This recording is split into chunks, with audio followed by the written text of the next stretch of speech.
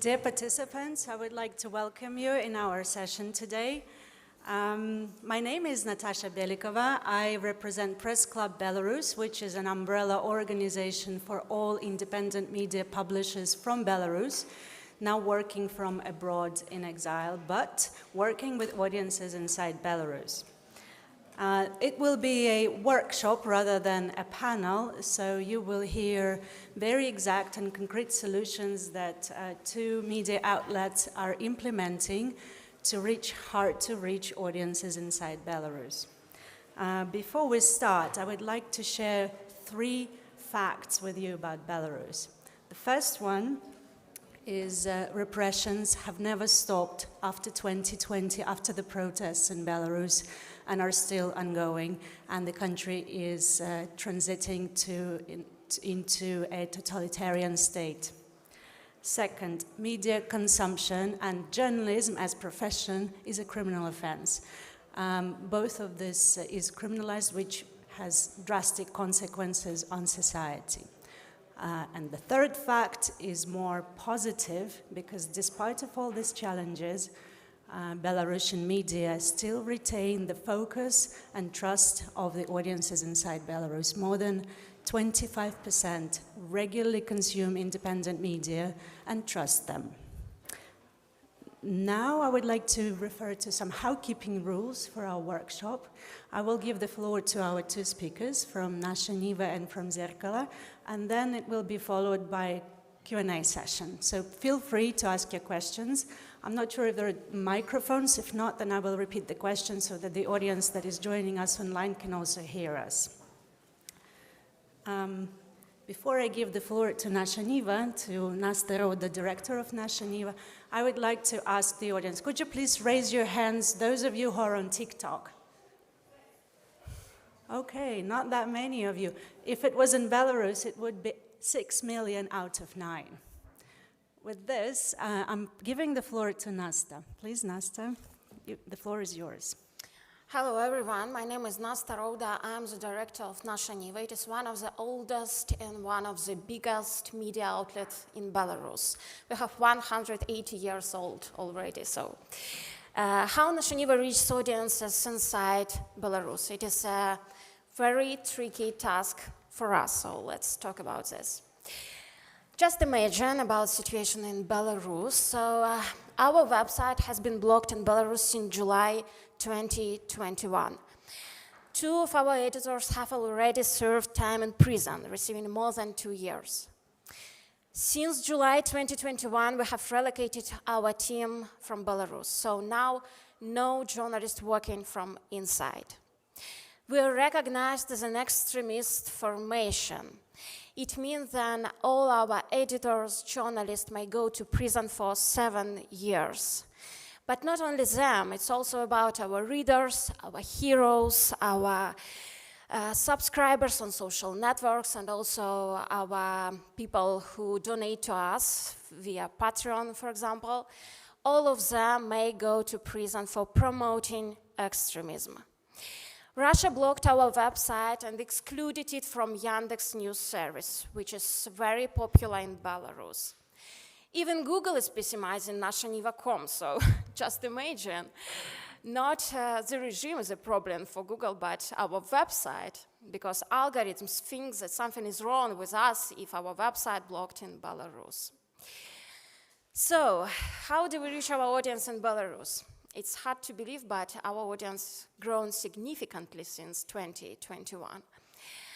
But first, we launch a mirror of NashaNiva.com. What means a mirror? You may see here the link to our mirror website.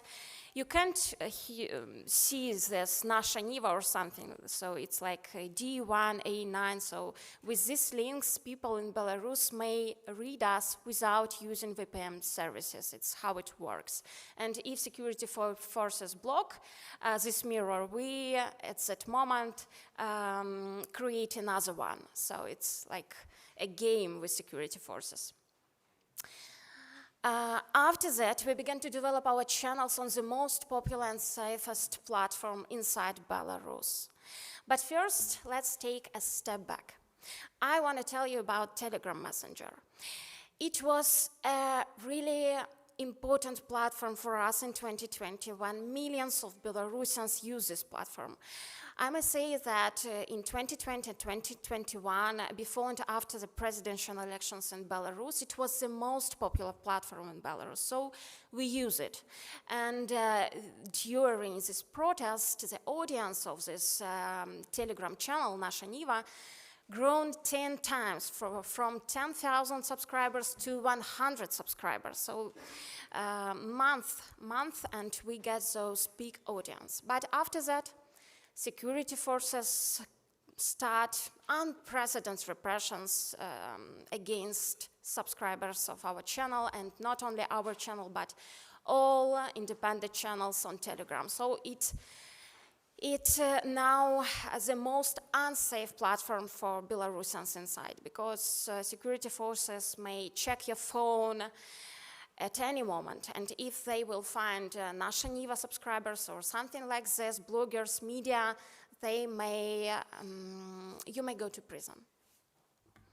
So we try to think YouTube first. This platform is safe in Belarus, popular, and allow us to easily reach our audience. And the main rule, in my opinion, one channel, one product. So now we have 2 channels and 2 main products of Nasha Niva. We create Nasha Niva News channel, and Talk channel, it is a channel for big interviews. And it is very popular in Belarus. So, what is Nasha Niva News channel? On Nasha Niva News channel, we publish from Monday to Friday small news pieces from 10 to 12 minutes usually. And it is only one product per day. So just channel for these news. And now in Belarus, it is the most popular news channel. So we produce most popular news on Belarusian YouTube right now. So it's really popular inside.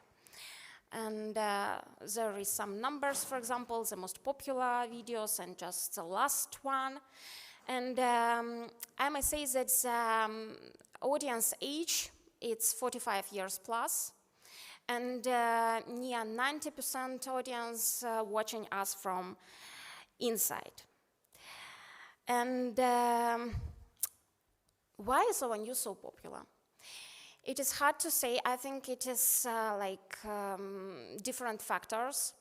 First of all, we have good editor of this news, so he may just collect the most interesting events inside, and he know how to tell the story, because you know the most important thing in journalism is to tell the story. We also have a good host.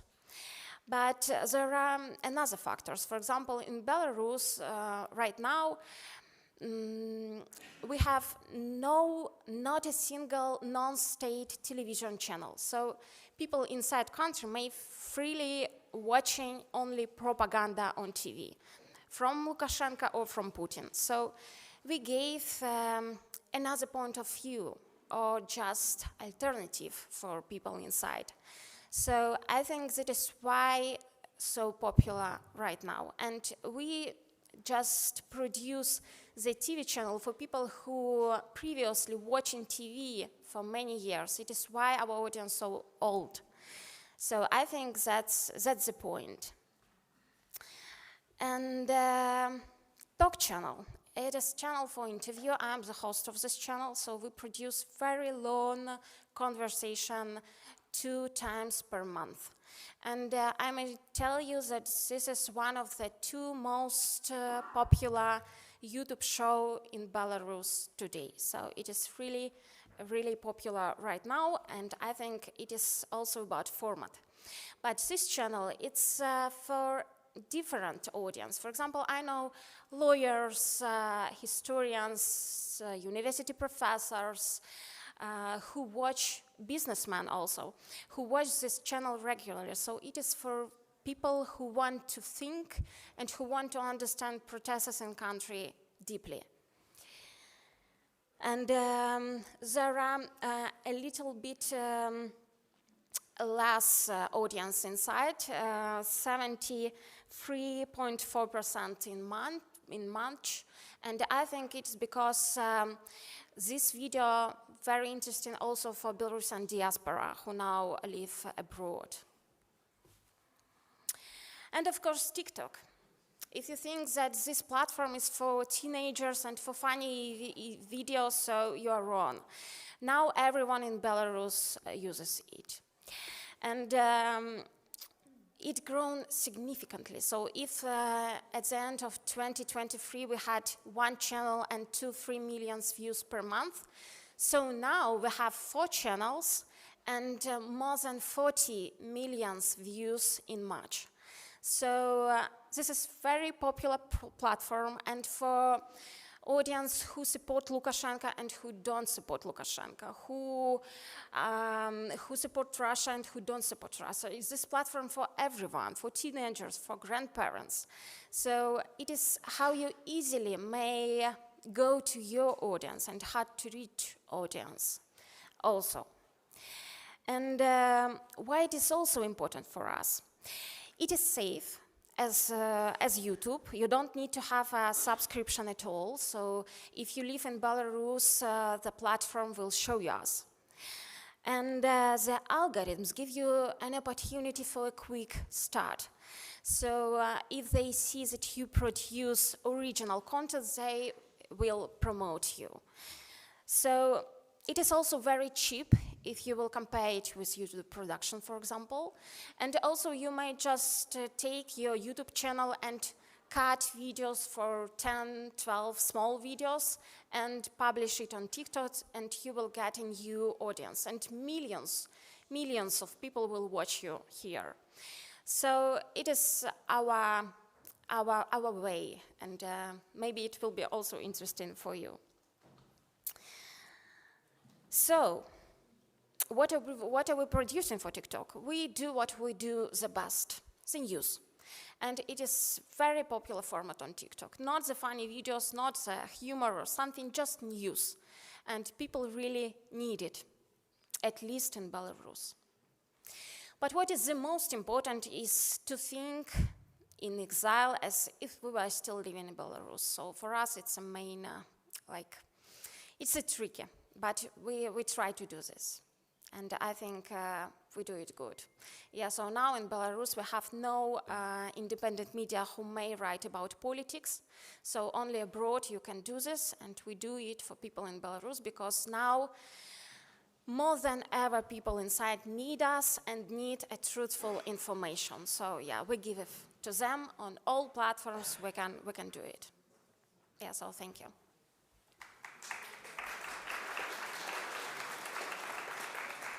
Thank you very much, Nasta. This is truly fascinating how you actually managed to compete with TV. And with this, I would like now give the floor to Sasha Pushkina, director of Zerkala.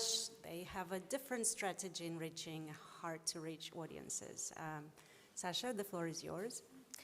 Hello, everyone. Yes, I represent the largest independent Belarusian media, Zerkala.io.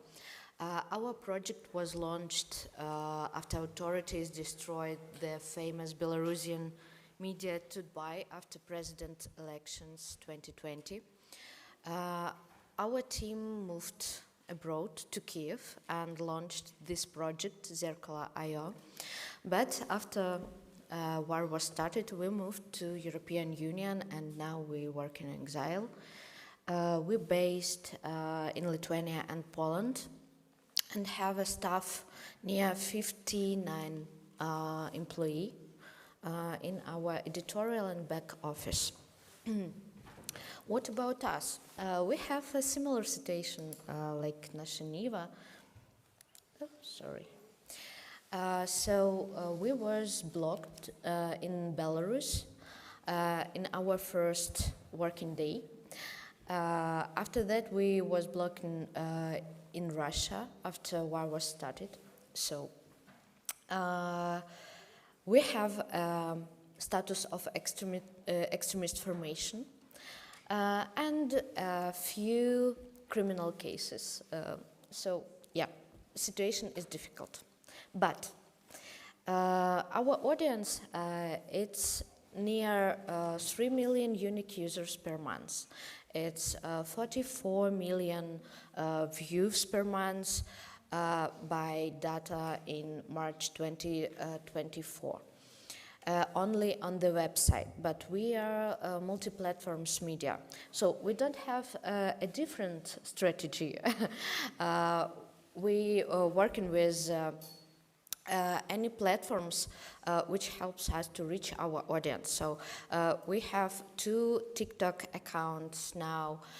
We have 3 accounts in YouTube, but we have another platforms too in our work.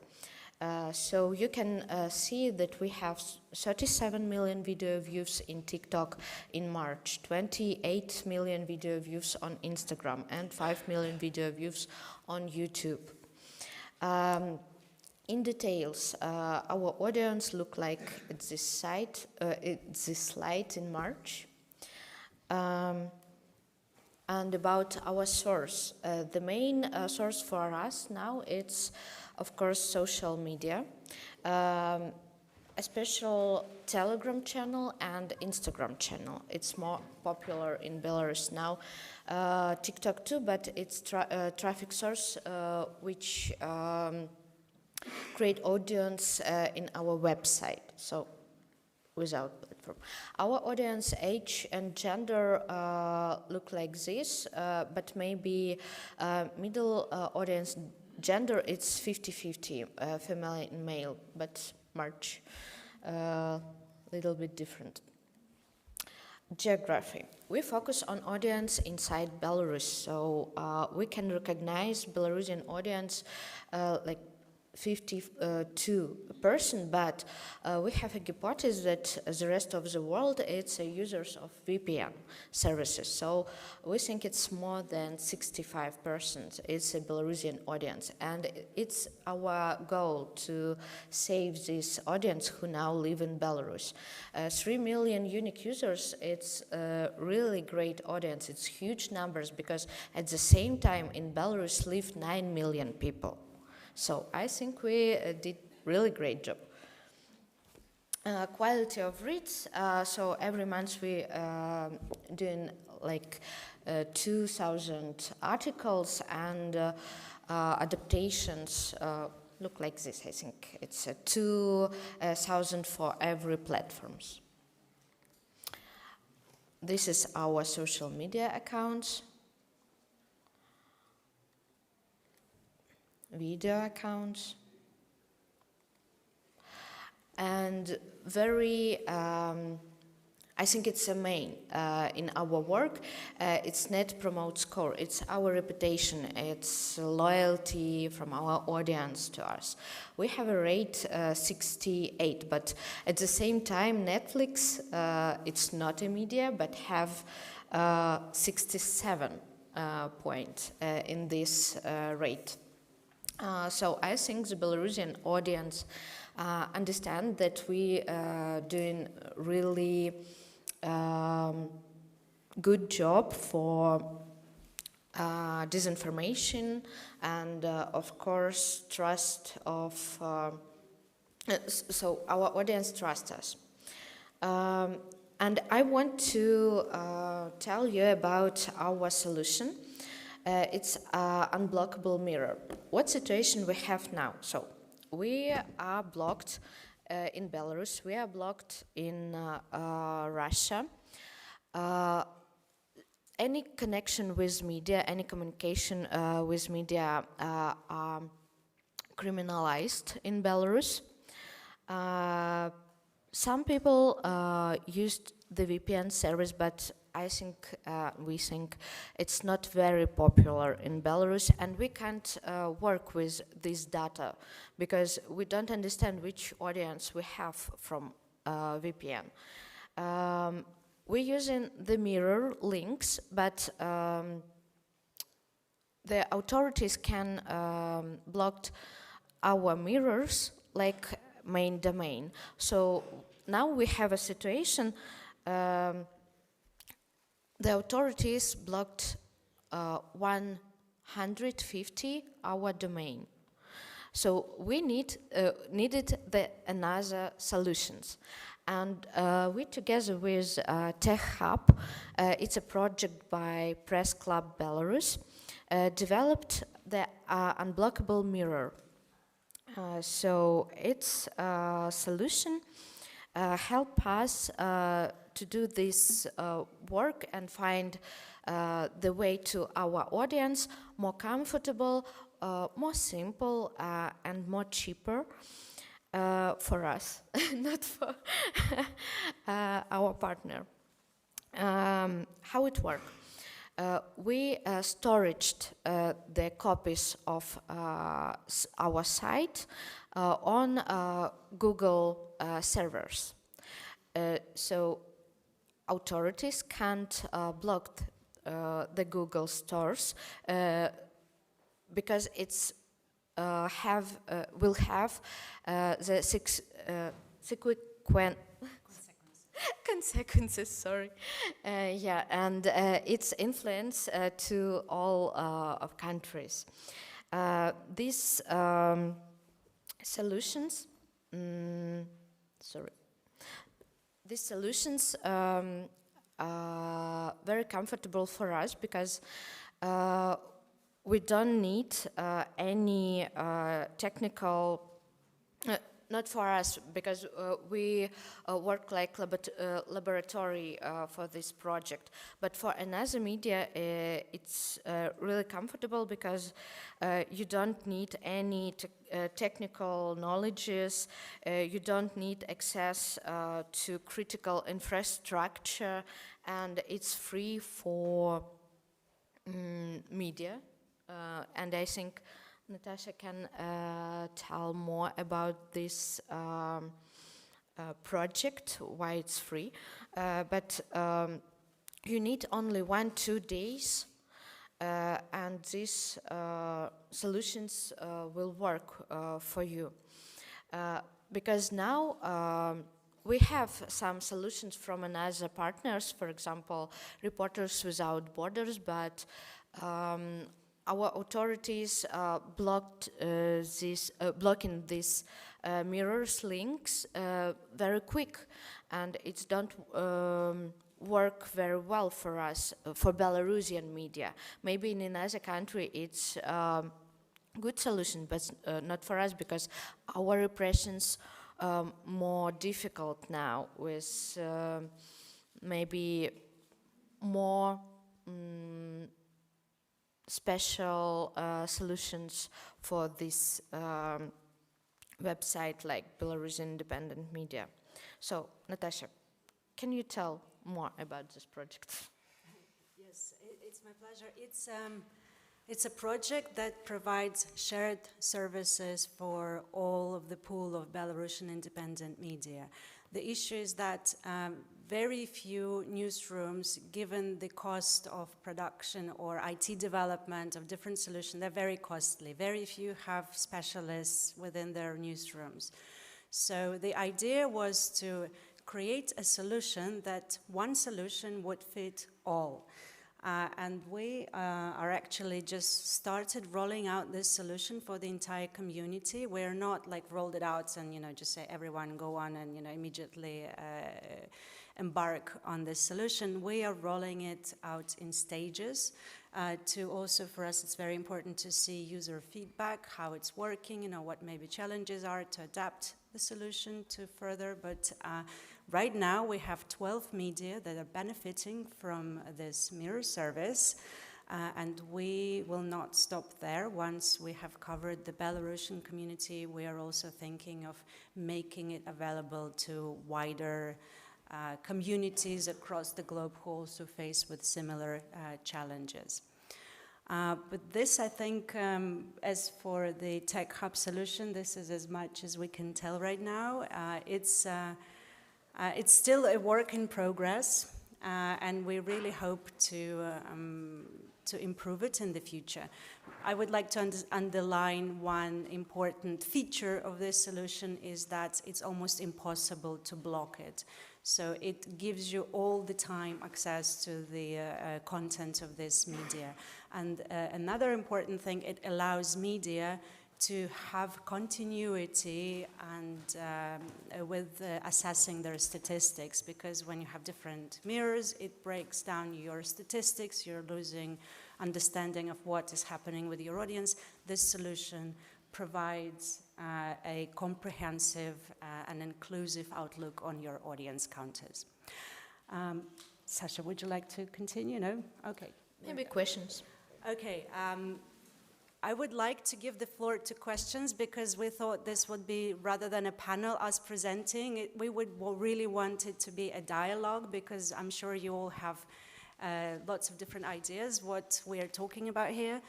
So please don't be shy. First question over there. Okay, thank you. Amazing information. I have one question. What languages? Do you publish in multiple languages? And if so, what, for example, English, Russian, Belarusian, and how is it consumed? What's the percentage of your audience in what their language that they primarily consume their information in? I think this question is both to Nasta and Sasha, so I may start. Yeah, for example, Nasha Niva is national media. So for us, the main language is Belarusian language. So we're talking with Belarusians in their own native language, but we use both. So for example, on our web platform, which is also very popular, we use two versions of website in Belarusian language and in Russian language.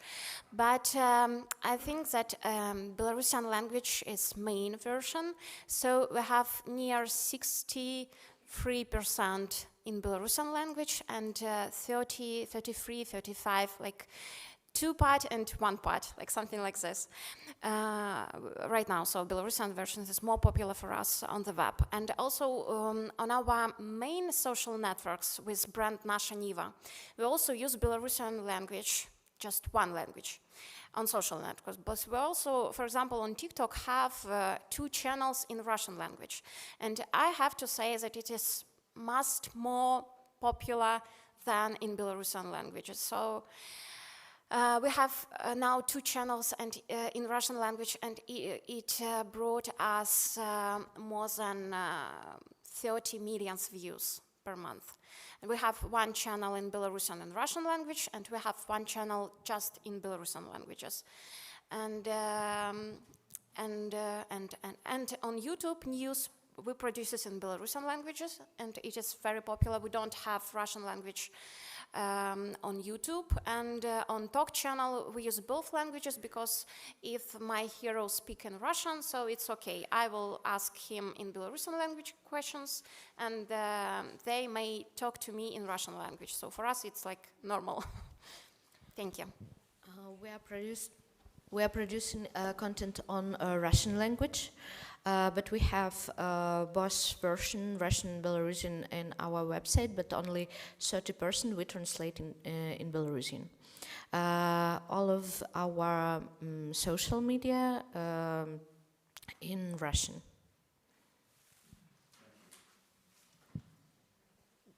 I have a question. Thank you for the panel. I have a question about the second part of the title, Bringing News to the Hard-to-Reach Audiences. We know that before the repression of 2020, in Belarus, there was basically a parallel media system. More or less half of the people consumed state-controlled media outlets, but half of the people were interested and consumed information from critical to regime media outlets. I have not been following the recent developments, but with the even harder repressions and even harder environment to work. Is it still the case in Belarus that you have this parallel media system and that locals are interested in regime-critical media outlets? Or it's more similar to how it is in Russia, that, okay, there are some regime-critical media outlets, but only very, very marginal part of society is interested in that. How is it in Belarus? Do we have a hope of people having other opinions, consuming this free information there despite the repressions? Thank you. Of course we have a hope. We always have a hope. But I think that it is not about 50-50. It never was like 50-50. Only from 20 to 30% of our society support Lukashenko, no more. So the other part of society need another information, a truthful information. So they try to find it. It is why we're so popular now when we work in almost 3 years abroad. So it wasn't possible if the people just read propaganda. So now in Belarus we have very aggressive propaganda which don't like people. So Belarusians, they just don't like this tone of voice of propaganda. It's not like that. It's not naturally for them. So they try to think something objective, something just calm, like normal information. And they can't take it from propaganda. It's not possible right now because they fight with us still. So I think, yes, we don't have, for example, this Yandex News services, and it was a way to go to this neutral audience who just don't know to be with just authorities or to be with opposition. So they just in the middle. And this is a very big part of our society. So usually it was like 50-50-50. 50 who support opposition, 50 who support Lukashenko, and this 40% in the middle. So now we have the same situation. So this 70% of audience need or oppositional information or just normal objective information. So we try to use this Google News services. It works for us still, even if our website is blocked in Belarus. So this is how we go to them. And also, when this repression started and websites blocked, and you know, maybe hundreds of different media platforms block in Belarus right now. So people just go to YouTube, go to TikTok, go to platform where they don't need use VPN services or something like that. So it's very, it's how we go to them. It's why we go to this new modern platform and produce this content for them. So they really really need us. So I think the hope still here, and it is also why the 2020 just happened. It's because people read a truthful information. It's because Zerkala had 60% of audience inside Belarus. They covered it. We have no state media who may just compare with us. They just, we win on internet, we win, just totally win. They don't have internet audience. But the modern situation, just the modern world, just show us that internet, it is the future. It's our today and our tomorrow. Yeah, so I think in this fight we will win. Yes, and I add one very simple example. We don't have any journalists now in Belarus, and we need information. And our audience send for us information, sometimes photo and video. And I think it's a great example that audience talk with us, still with us, because they know that we try to do something for difficult situation inside the country. So our main source for information, it's our audience. If I may also add, we do research and analysis on different levels of media consumption inside Belarus, including using various polls. And we do see a certain decline in usage of independent media inside Belarus, which is, of course, the result of repression and aggressive anti-independent media policies. But the situation is not as bad as it could have been. So about 30% consume once a week independent media. It's a huge number. It means that people, even understanding all the risks, they do have a reason to go and read fact-based and truth-based information, because we believe this is indirect identification that they're aware of the alternative reality that is being inflicted on them through other channels that are sponsored by Belarusian or Russian government. Next question, please. Yes. So you mentioned that one of the challenges that you are facing when creating the content is basically discovering what might be interesting for the people living in Belarus, which I can imagine might be hard while living abroad. how do you try to solve this? What are the tools that you are using to learn those things and to have this mindset of a person living inside of Belarus currently? I may start. So, first of all, we have sources from Belarus, from inside, and they give us information which is really important for them. So, we have two tasks here. So, first of all, we have information from inside, and then we have exclusive information. And now the most important thing when we find a new journalist, for example, it is not how they just learn how to write reports or something. The most important thing when we try to find new employees for us, it's if they have sources from inside. Because if it's not, they can do nothing from abroad. So people who build their just connection with people inside, now it is most important people for us now. So we have sources from business, for example, and they give us exclusive information every month. We have sources from society, from science circles, from university, from factories. So from different circles of society, we have sources. So they give us a really important information. Yes, for example, in 2020, we had like 500 messages per day from our readers. Now we don't have, we have like 5, 10, maybe less even.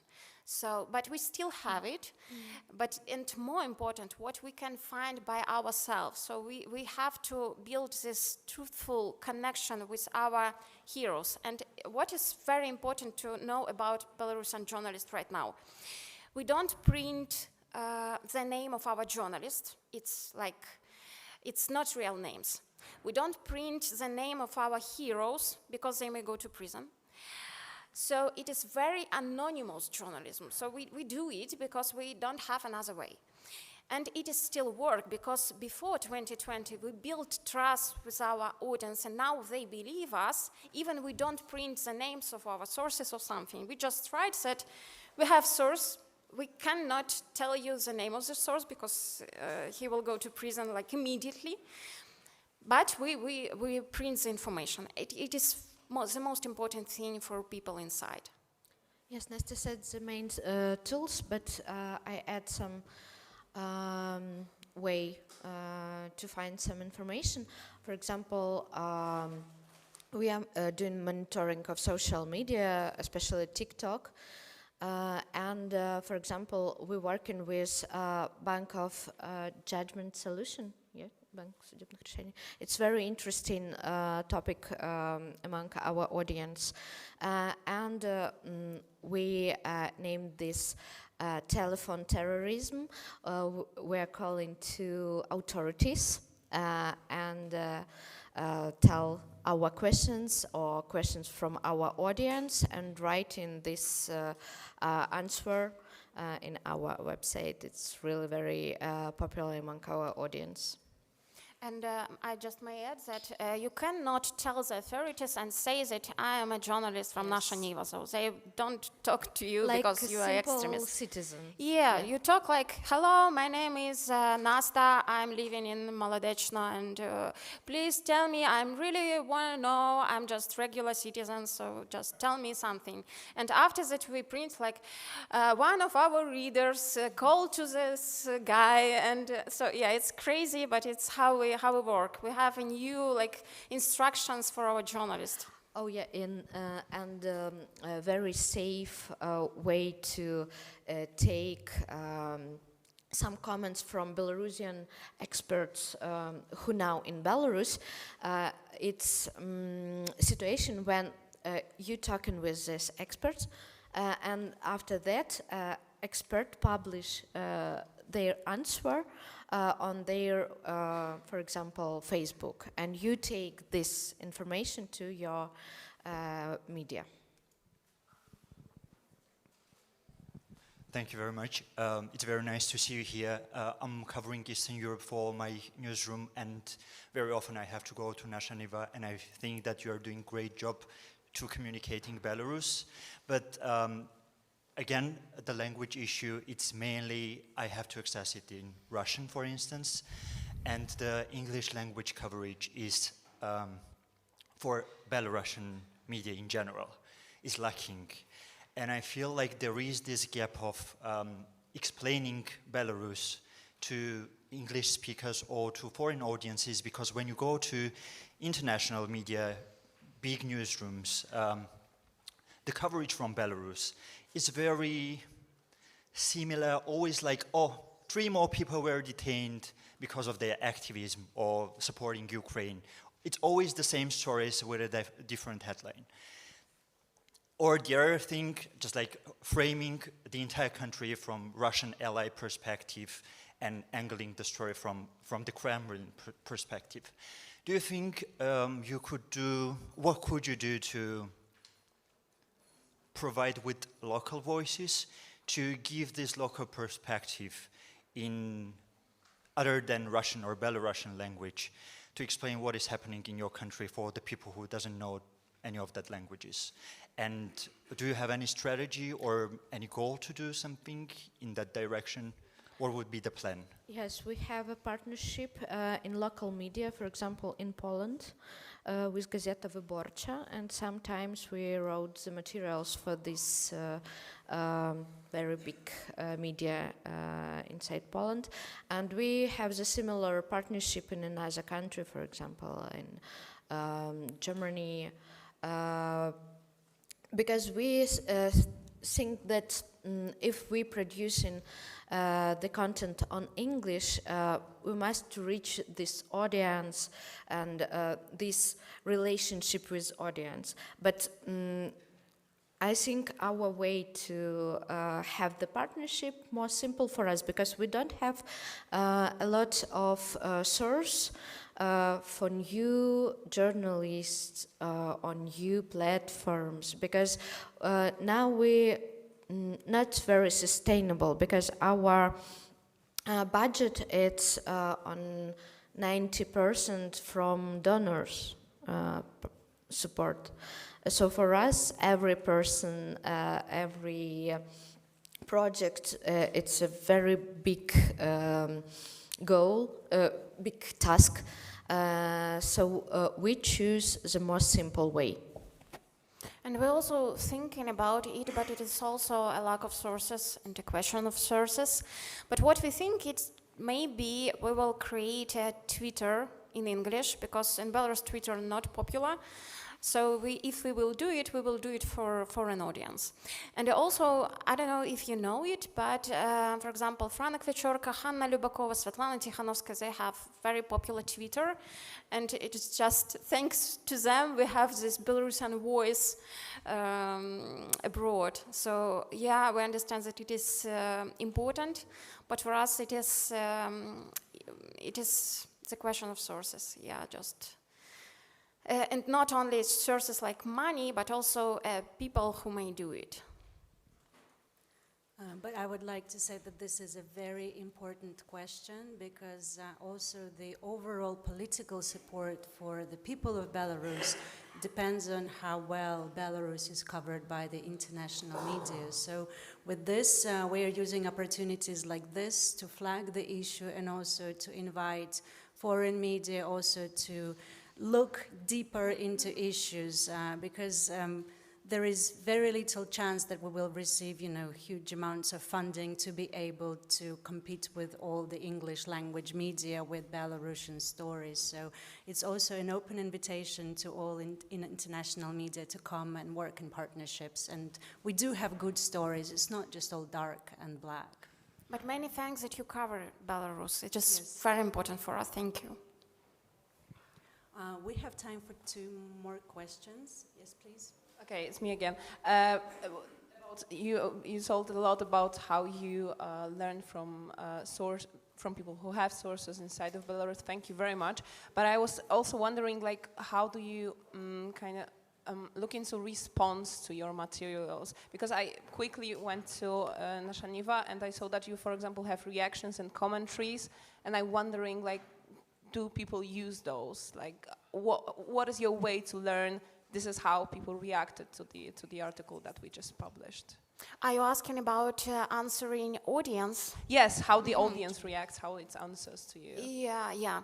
So first we have anonymous comments on our web platform. So we create an opportunity to totally anonymous commenting, because in Belarus, legally you cannot do this. So every platform have to de-anonymize all our consumers. So we do it for free speaking. And also we have thousands and thousands of comments on TikTok, near 100,000 comments per month.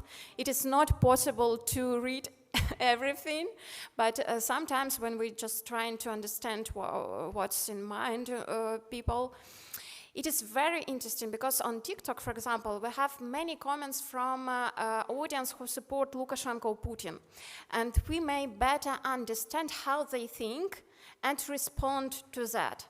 Also, we have, sometimes we even do special materials about it for our website, when we may see how bots of Lukashenko's regime fabrics or factory or something, they just publish very similar comments under this article. So we understand how regime think, and what the task they give to our bots to respond to our material. So we even know not only about audience thinking, but also about regime thinkings. And also, for example, about response from regime, when we publish something very important about Lukashenko or about authorities, Lukashenko may answer publish. So he will go to factory with his own speech, and during this speech he answering us.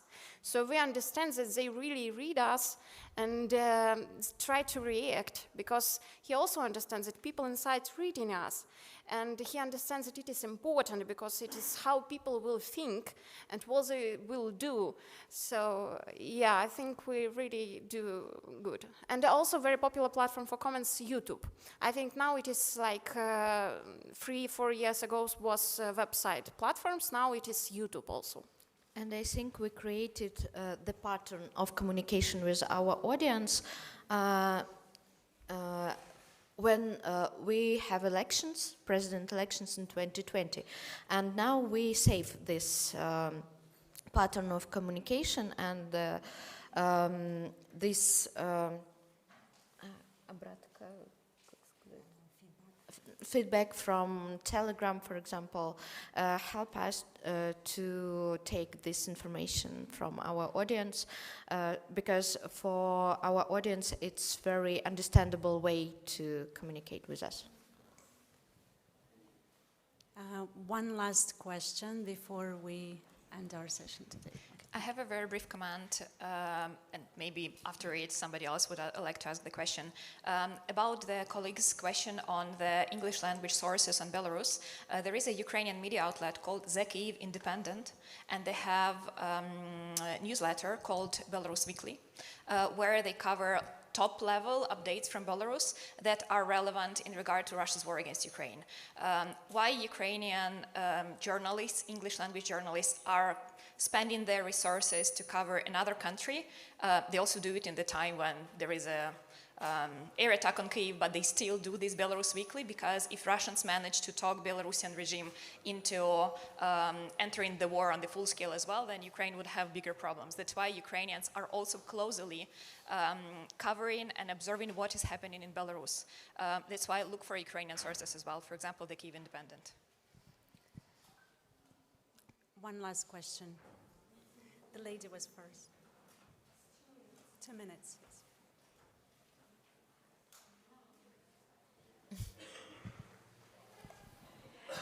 Thank you very much for your presentation. I work at Radio Free Europe, so pretty common challenges in terms of reaching our audiences in some of our countries.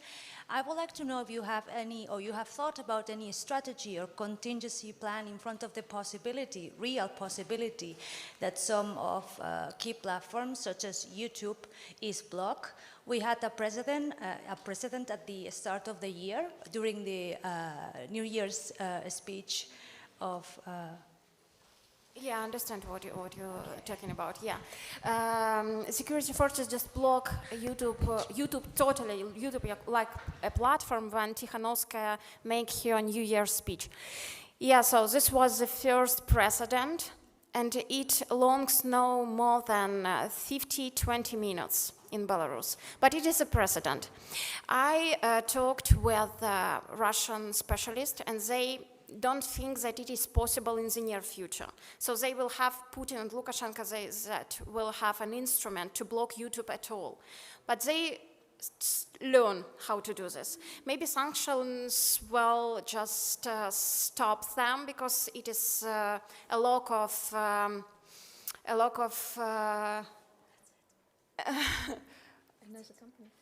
instruments for now. But I think it may be in 2, 3, 5 years, it may be a possibility. So we go to TikTok and we continue doing websites. With this, we would like to thank everyone and close this session. And we truly see that Belarus is a unique case globally, which many countries also can learn from. Thank you so much for coming. Thank you. Thank you so much.